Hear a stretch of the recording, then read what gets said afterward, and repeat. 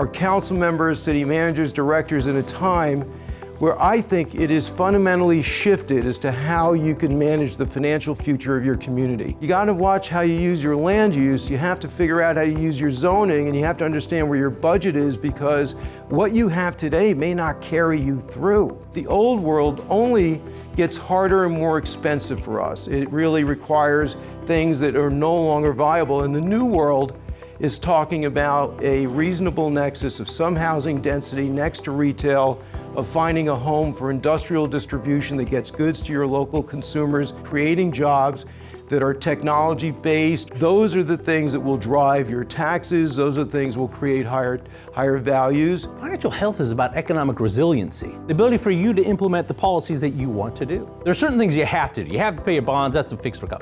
But it all comes down to level of service, right? How many police on this force? How long does that library stay open? Those are the things, by the way, that residents care about. Revenues should be looked at based on volatility. Sales tax has gotten even more volatile. Property tax, even during the downturn, the worst housing crisis we've ever had, declined a little bit. General fund expenses. I don't know if anyone's really told you this, but there's not much you can do on a budget. A lot of people don't know why pension is so significant. If you pay a police officer $100,000 a year, the cost of just the pension is another $85,000 in this example. The cost of medical, and all of a sudden you got two bills for one police officer, plus to outfit the car, economic uncertainty. Thinking about it strategically, how much do I really need? There's a variation of your cash flows here. That's just knowing that every year. Do simple cash flow, working capital, emergency events. Now this is important. Do you have money set aside? Let's not be optimistic for that. And let's find out how much it costs. So it's easy to set that reserve. It isn't hard. It's that consistency that you go through these processes. Policy plans and practices.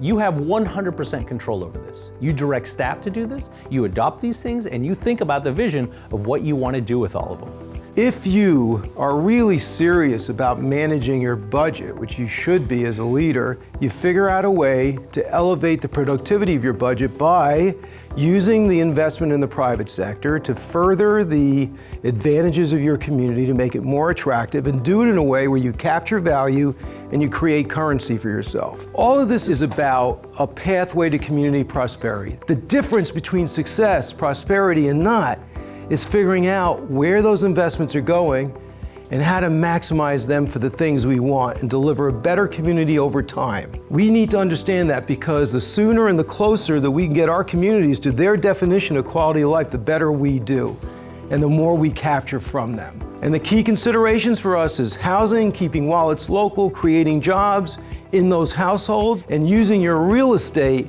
to your own assets to effectuate and help some of those. You can't do it alone. It takes a huge team.